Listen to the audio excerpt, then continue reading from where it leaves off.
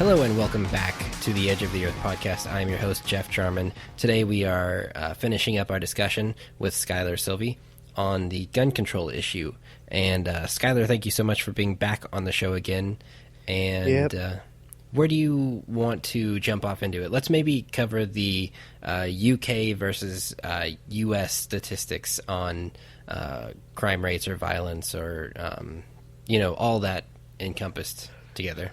Right. You see, this all, the beginning of my research actually started with this topic, ironically.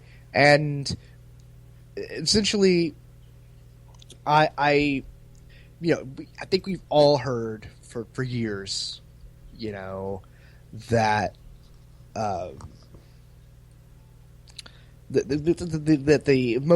lot of the English countries don't have guns, that they totally banned them, right?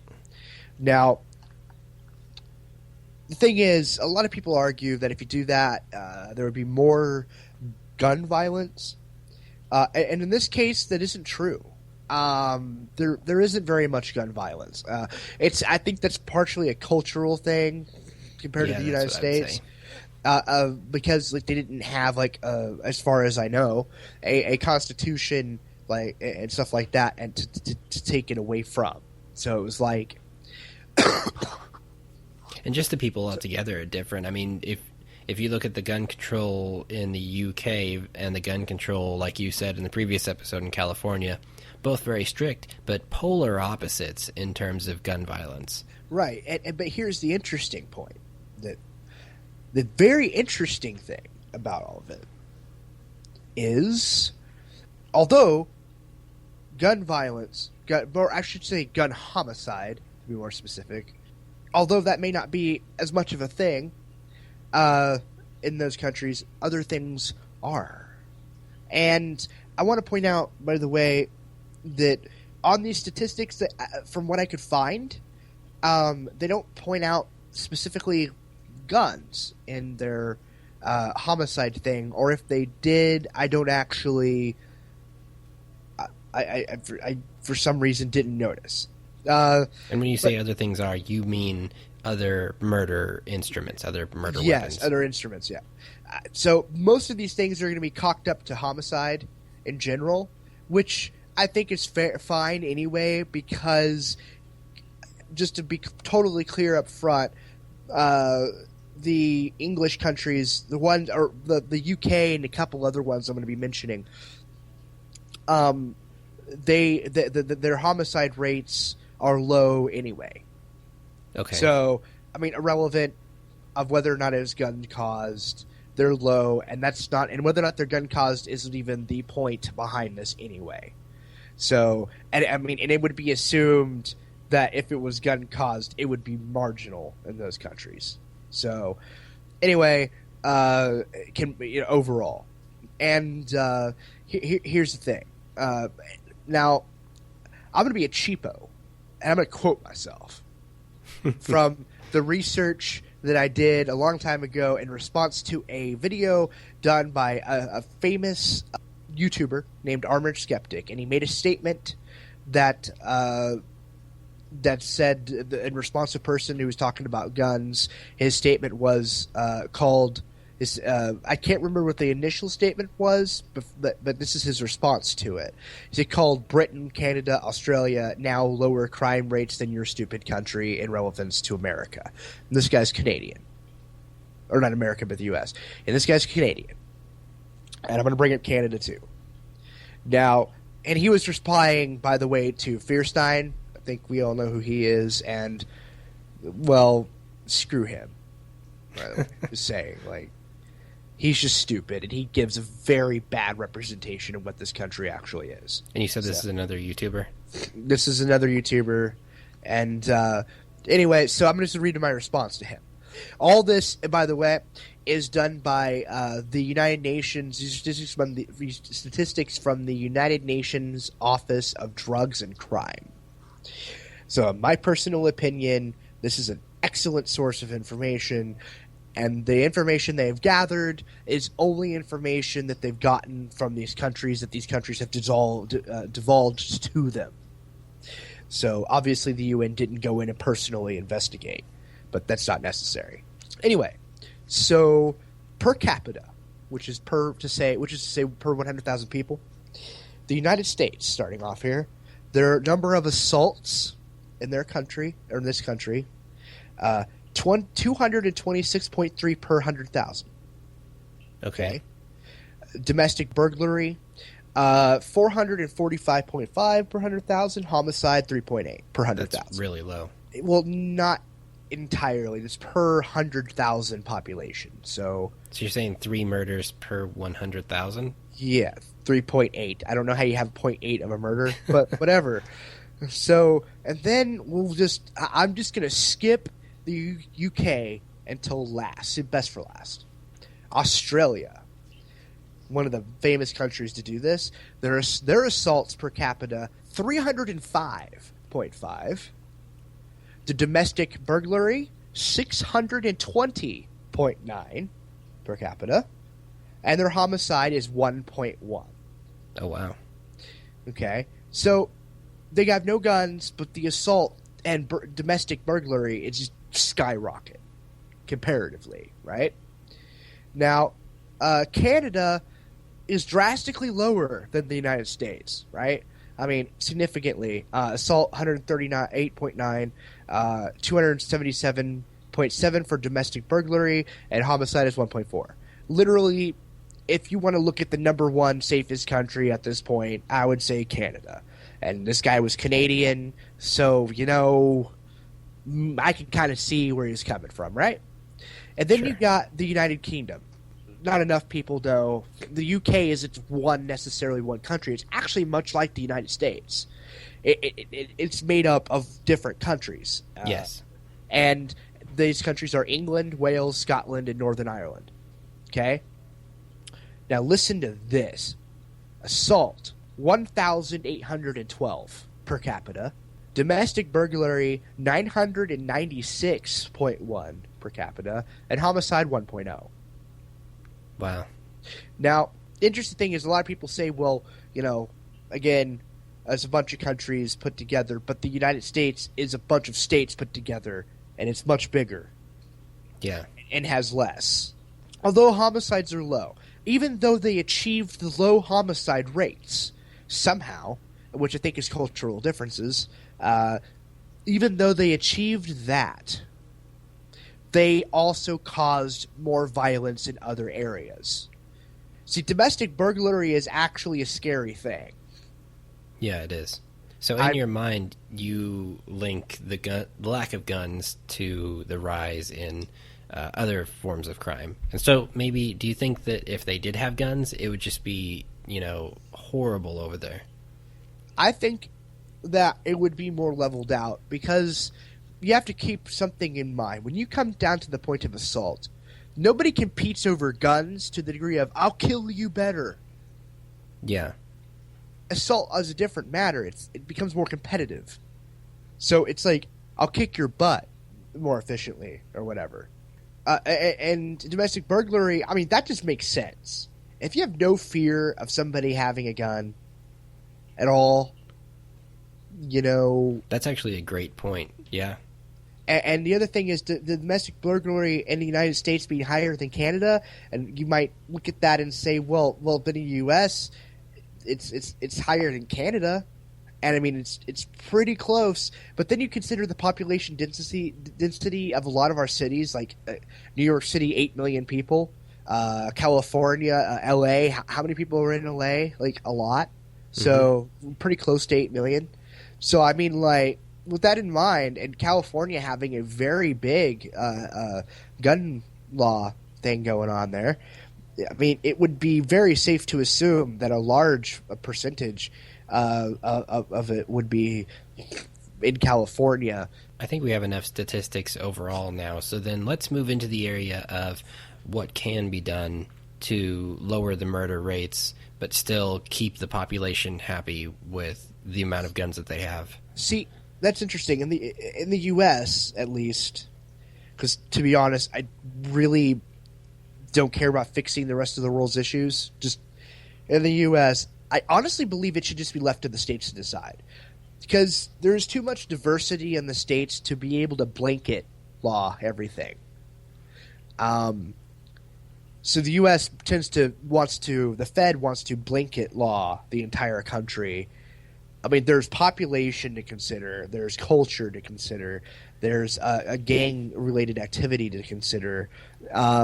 If the Fed just said, okay, leave it to the states, let them figure it out, then it would be to the fault of the states that chose it. Things would actually change, not to the fault of the Fed.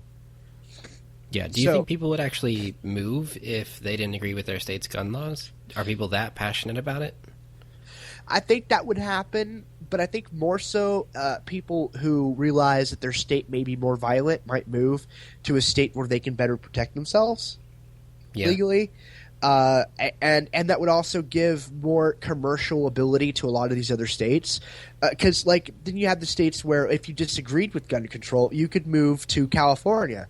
I mean, that would be an attractive thing for those type of people. I mean, it would have a commercial benefit, right? Ultimately, and it would be fair because people can make the decision for themselves rather than actually forcing it upon the entire country. Yeah, you could almost compare it to the marijuana situation. Like some states have actually legalized it, some have not gotten on that bandwagon yet. Yeah. I mean, I'm in a position where all drugs should be legal. So, and it's almost the same principle as the one that you're talking about with guns. Yeah. I mean, making something purely illegal does not stop the use, but if you do make it legal, then you can tax it, and it won't be quite as attractive to certain buyers, I think. Like, you can't just walk... Like, you made a great example the other night when we were talking. You can't just walk over to your neighbor's house and buy, a gallon of ice cream or something because we have it legal and it's in stores. But no, about the drug thing, I mean, same thing principle with guns. I mean, if you have gang-related activity, these gang members, man, they make money off of the gun being illegal. Look at these guys who complain about guns being, about it being illegal, I should say. Look at all these people who want guns, but it's illegal. I mean, they're going to get a gun from them. Right. It's a thing. And you got these rebel kids, right, that want to feel important, and they join a gang because they can get a gun. And they feel powerful. Yeah. I mean, same thing with drugs. And if you eliminate that prohibition, you fix the issue on the social level. That doesn't mean it's going to, overnight, California's gun violence and all that will go away. That's when you go into regulation and stuff like that, and you try to repair the issue as it happens. Trying to prevent it doesn't work in the way that they are trying to prevent it. I think regulations really need to come down on gun shows because I think... last I heard, most anyone can buy any gun at a gun show with no real check on them at all as a human. I'm personally neutral on that. I know I've been to a gun show that did do background checks, but that was primarily because it was in the city limits. So I think that might have had a lot to do with it. You or me could probably go set up a gun show at some random farm in the middle of Wisconsin, all right? And just random state. And freaking, have a bunch of redneck buddies come with us and sell our shotguns amongst the populace. Anybody can do that. That's classified under private sales, at that point. That's kind of a scary thing in and of itself. Yeah and no. I mean, it is and it isn't. I mean, you could argue that a terrorist could come in through the Mexican border, drop a deuce in Arizona, and then turn their head and poof, gun show and get a gun. Until you consider the racist factor, but profiling, yeah. But I mean, and stuff like that. But I mean, I don't know. I don't know. I'm kind of somewhere in the middle when it comes to gun shows, personally. Yeah. If it was something where I was part of the legislation process, and they're like, we'll do what you want if you do X, and part of X was making gun shows not a thing, I would be like, yeah, okay, it's not really that big of a deal, sure. But then at the same time, I do understand the alternative arguments to it. I would say regulating gun shows would be better than getting rid of them, ultimately, because there are small towns that live off of gun shows, like, so you can't kill an entire economy based on that. That's It's kind of sad that their entire economy would be based on that. yeah, maybe, but ultimately, I mean, I don't see necessarily anything really wrong with it, as long as, if they were doing background checks and doing their proper due diligence to ensure the safety of not only their own town, but the rest of humanity. Here's a question. How old do you have to be to buy a gun? Could a 15-year-old go to this gun show and buy a high-powered rifle? No. In fact, you have to be 18 to buy a pistol or something like that. You have to be 21 to buy certain weapons. Okay. So, it depends on the state, actually. But at some point, you have to understand that you're not going to be able to prevent anything. Yeah. On an entire, or not anything, but everything. Possession is 9/10 of the law. Because it's really the only most effective thing that you can prove in court is that somebody was in possession of something. If you imagine this for a moment, they made guns illegal federally. That's not going to stop anybody from going to somebody's house and buying. It'll literally be the next pot dealer. You'll be a gun dealer. You'll have freaking neighbors with stockpiles of guns, man, selling guns. And here's the worst part, to children. Mm-hmm. I mean, the reason we have regulation is to prevent that. Prohibition causes that. Absolutely causes it. It causes that in children. I hate it when they're like, if we legalize drugs, our children will be at risk. And it's like the opposite is actually more true. If you legalized guns, a kid can hold a gun and can fire a gun at a target. You can have a 15-year-old, a 12-year-old going to target practice, target range, and fire it. Whatever. Can they own a gun? No. Can they purchase that gun? No. In fact, I think more children should be taught how to use a gun properly. And by children I mean 12 and up. The reason why is respect. It's only through ignorance that mistakes happen. Yeah, that's a fair point. I mean, it's like martial arts. Statistically speaking, when a person goes to learn how to fight, they're less likely to cause them. Yeah. And the reason behind that, and a lot of people think that's nonsense, but here's why. You know what it's like to get your butt kicked. Thus, you don't want to do that to somebody else. Yeah. That's I can attest to that. That's very true. I mean, I've been in a lot of fights. I've only been to a few different martial arts classes. My dad taught me a few things. But I don't want to start fights. Because I know what it's like. Very early on, I got basically gang banged by 3 different kids at the same time, first grade, by 3 third graders. After that point, I mean, I started fighting like a psycho. The fact is, it doesn't mean I want to inflict the damage first. Nobody wants to get shot. Yeah.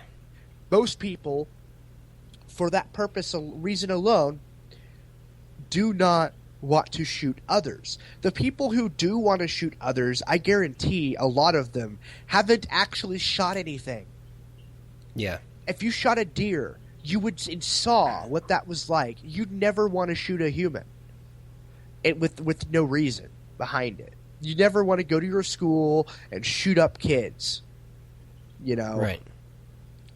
Video games. I hate it when people say video games are a source of violence, because they don't give a realistic viewpoint on guns. And no.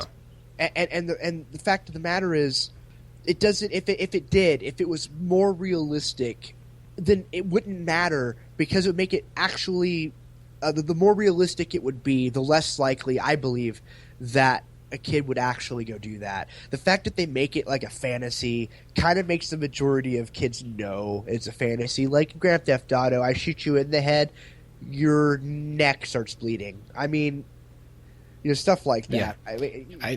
I think even what you're trying to say is that killing something is not a pleasurable experience for a sane human being. Right. And I mean, there are psychos out there, that don't care. Sociopaths especially. That's fine. Those are the people you keep away from it. Or, you don't expose them to any of that. Like,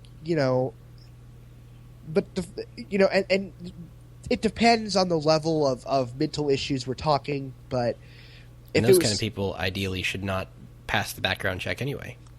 No, they don't. Or what if they did some kind of personality test or sanity test, if you could come up with something like that? Here's the problem with that. People don't understand that psychology is actually new. Psychology is actually very new science. We're talking, it's not even 100 years old.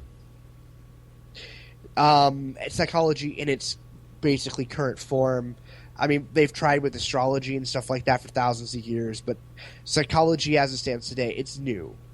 And it's constantly evolving. There is plenty of cases where they get it wrong. So you don't think they could do one of those personality tests where it's like, I do not feel angry on a regular basis, and you have like the neutral, strongly agree. Yeah, I know what you're saying. Yeah, I understand that. I've done it. But the problem with it, as I said, it's a new science. The data that they collect is actually okay. Here's the thing: when you do those things, they reference the DSM, which is their like psychology manual. Okay. The thing is, this thing changes every couple of years. The last issue just came out. The DSM-5 just came out a couple of years ago, specifically in 2013, and the DSM is constantly changing. They change definitions of entire things. Like, for instance, the words manic depressant doesn't exist anymore. Oh, wow. Okay, the new term is schizoaffective depression.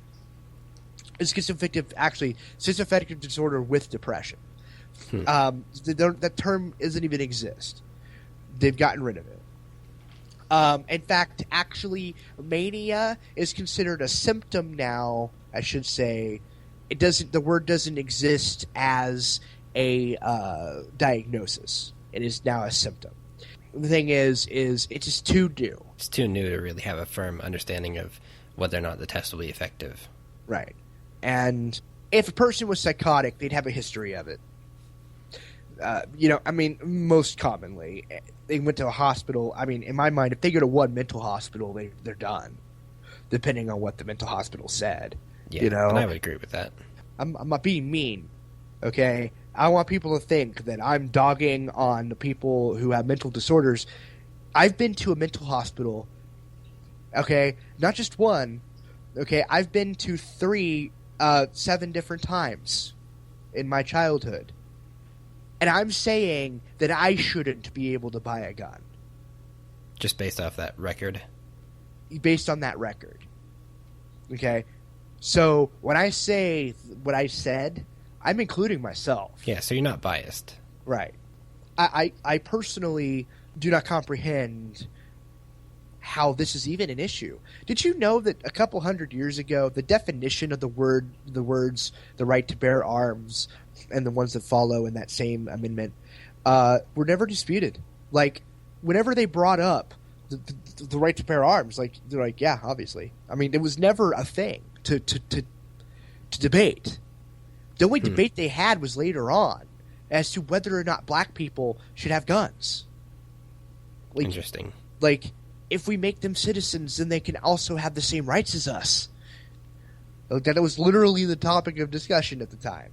So, I mean, like, the fact is, like, this is recent. Yeah.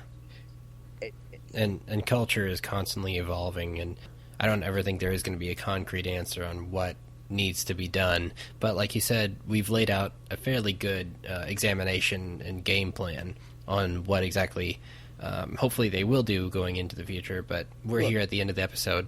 Is there any final thought you want to squeeze in? Yeah. My final thought is to all the totally liberal left-wing people, okay, you can't end death from people. It doesn't happen. You can't do it. Don't care what you do. You would have to wipe out the whole human race in order to prevent the human race from killing itself. The fact is, you get rid of guns, they're going to get knives. You get rid of knives, they're going to get sticks. You get rid of sticks, they're going to get rocks. And then if you get rid of rocks, they're going to use their fists. Ultimately, if somebody really wants to kill you, they will kill you. What you treat is the desire to kill, not the tools they use to do so. You treat the desire for the fat boy, and I'm fat, so I can get away with that statement. You treat the desire for the fat boy to eat. You don't punish the spoon. Yeah, and on that note, I think we will end it. That was a very true statement. So, Skylar, thanks again for being on the podcast. We're going to have you back. We have many, many topics to go over. Yeah, and make sure to follow us on Spreaker.com. Make sure you hit that follow button is essential for this podcast existence. You can find us on iTunes as well. Listen on the go. There's a Spreaker app for your phone. It's really convenient. You can log in with your Facebook, Twitter, whatever it may be. And you can drink beer while you're doing it. Thank you all for listening. Again, this is The Edge of the Earth, and we will see you next week. Cheers.